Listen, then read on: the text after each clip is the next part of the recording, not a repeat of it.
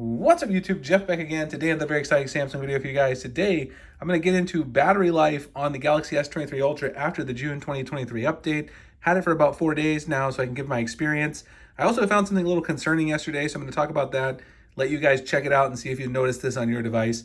Also going to do a little follow-up. Yesterday I talked about the 5G setting being removed from the connections after the update. Some people talked about that a little bit in the comments. I want to get into some of the comments that people mentioned.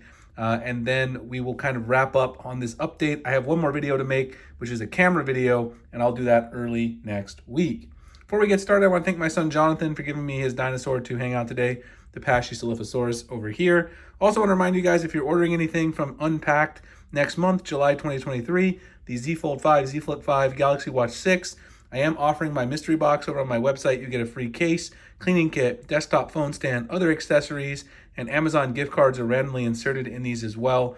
100% free just to give back to the community. I cover shipping in the US. All you have to do is use my Samsung link to place your order. It's very simple. Just sign up. I send out the email with the links on launch day. You get your box in the mail. As long as you confirm your order, you'll be good to go. Check out the details below. And also, we have a case program going on the channel where you can get a free Samsung case or a case for any phone. The details will be in the pinned comment description, just like my Kadabi green forest green sheath. You can get this case for 100% free. All the details on how to do that are below as well. So let's talk about battery life. First of all, I kind of want to set the scene for my day-to-day usage. Obviously, I use a ton of apps on here, I get a lot of notifications, but I also spend the majority of my day on Wi-Fi.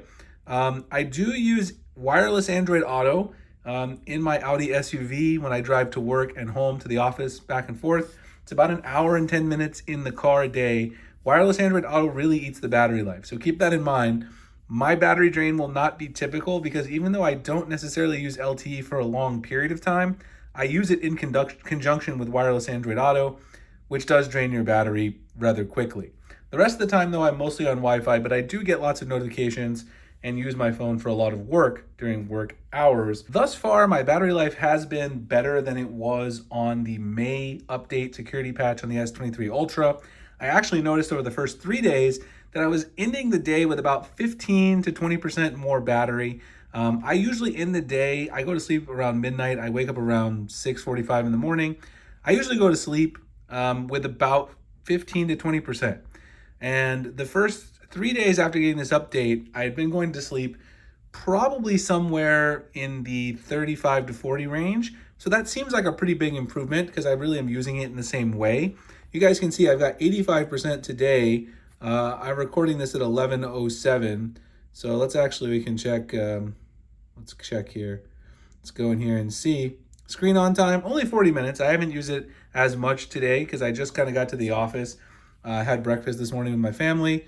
But 3.5 hours since I woke up, screen off time. So pretty typical probably. I'll use it really heavy during the middle of the day. So the screen on time is gonna go up a lot. I've been getting about 5 hours to 5.5 screen on time. I used to get around 4.5 on the previous update. Because again, wireless Android Auto, you can see here, right there, you can see it. A pretty big chunk of my battery life, and maps, because I use that obviously in the car, Spotify. The wireless Android Auto really does eat up that battery.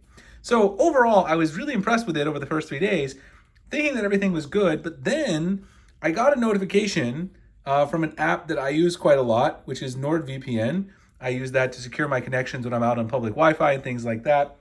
And one thing about NordVPN and a lot of VPNs and other apps that you might use is they need the battery optimization to be turned off in order to work properly. Otherwise, Samsung or Android will close out the app. And so here's what happened. I got a notification yesterday with NordVPN saying that it was closed out by the Samsung operating system, by Android, using the battery optimization, and I needed to turn off the battery optimization in order to actually do this. Well, I know that when I first get my phone, I showed you guys this tip when I went through the Galaxy S23 Ultra tips back in March.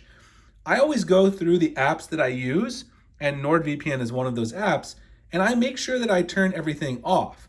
So, of course, if you go into NordVPN, the way you do this is you go down here where it says battery, and then you change it to unrestricted. I already did this yesterday when NordVPN sent me the notification. So now that's done for NordVPN. But then I started looking at my other apps, and I always go through and turn these settings off for all my social media apps, because if you don't turn it off for social media, you might get delayed notifications on your Facebook, your Instagram, your Twitter. And I talked about this at length in a video I did for the S23 Ultra. I do it for every launch so that people know about this. And I went into some of my social media apps, and what did I find? All of my apps had been set back to optimized for all of the social media apps that I turned this setting off back in February or March when I first got this phone. So let me go ahead and put that back to unrestricted. So what I'm saying is, it appears, at least to me, you guys will have to tell me if you have this experience, if any of you went out there and turned off the optimization on a per app basis, it looks like Samsung re-enabled the optimization setting on pretty much every app, or at least social media apps. I went through a lot of these and found that basically all the ones where I had turned this off, it had been set back to optimize. You can see Instagram. There's a couple that I left so I could go in and check them with you guys live. This is a little concerning because maybe that's why I was getting better battery life. At the end of the day, battery life is great, but I also want real-time notifications just because as a YouTuber, it's important for me to get those real-time notifications. It might not be as important to other people, but Samsung doing this and then not telling us about it is a little annoying. The other thing that's annoying that I realized in the last couple updates, and I see a lot of people posting about this online, there used to be a setting inside the apps menu, sorry, not battery, where it said special access up here. You used to have an optimized battery special access, but that's gone. So you cannot go through and see a list of all the apps that are being optimized by Samsung. You used to be able to see all of them and turn optimization off for everything at one time. The only way to do that now is to get an app like NordVPN that gives you a toast notification that says turn off the optimization. And if you tap it, it will activate that menu and you can turn it off. You can turn all of them off at once if you want it. So it looks like that's hidden, perhaps in Android AOSP. Some people are saying online, I'm gonna look into this because I didn't know this. You can't turn them all off. You've got to go into that app setting on a per app basis. Anyway, battery life has been good, but the caveat is, I think Samsung might have done something a little strange there and kind of didn't tell us about it with the battery optimization setting. Now, the other thing is, we talked about this yesterday.